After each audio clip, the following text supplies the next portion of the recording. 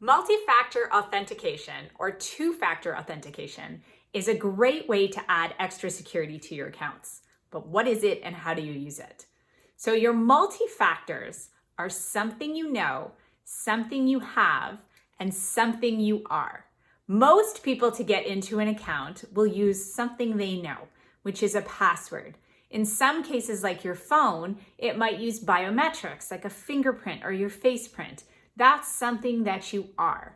In other cases, it could be something that you have, like you might need a little key that has a special password on it.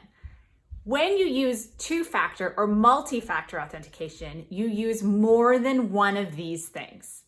For instance, if I wanted to log into my email on a new computer, it would require my password, which is something that I know, but then it would also text my phone a message, which would be something I have.